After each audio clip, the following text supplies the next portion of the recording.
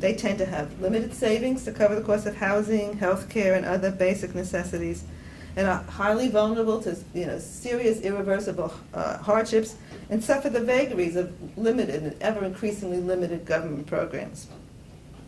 So the good news here, the little bit of good news here, is that the stimulus package included $7 billion for states that agreed to modernize their unemployment insurance system by, among other things, correcting some of the gender-biased rules that I just described.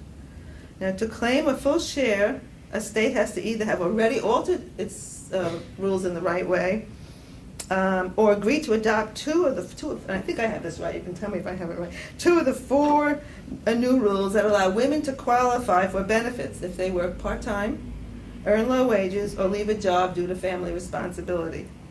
These and other changes are expected to bring some 500,000 currently uncovered workers, not just women, into the unemployment insurance program. Some 31 states still have to change this program if they do not want to forfeit these monies. On March 12th, Iowa became the first state to pass legislation. They have to really do it in a big way. They just can't say, yeah, I want it. They have to prove and document. So Iowa became the first state to pass legislation allowing it to take full advantage of these dollars. A dozen more states have expressed interest in adopting the new rules. The states that choose not to comply with the new rules risk forfeiting some or all of the modernization grant. I just love that modernization term. Now some, you've heard about in the paper, some recalcitrant governors are saying, no, I don't want that money, I'm not taking that stimulus money, including this money for unemployment insurance. But in some cases, and interestingly enough, in Louisiana and Mississippi, they are being overridden by their state legislatures. So the South is rising again, I don't know. However, because now the states only, as I understand it, the states only have to adopt 2 of these 4 new rules, these modernization rules, to qualify for the full incentive payment. So I think we need to be vigilant to make sure that they pick up, I don't think they're all around gender, so we have to make sure they pick the rules that free their programs of gender-biased regulations.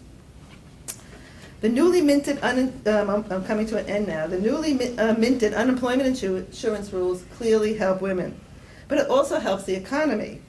The National Law Employment Project reports that each dollar spent on unemployment insurance boosts the GDP by $2.15 and preserves over 130,000 jobs.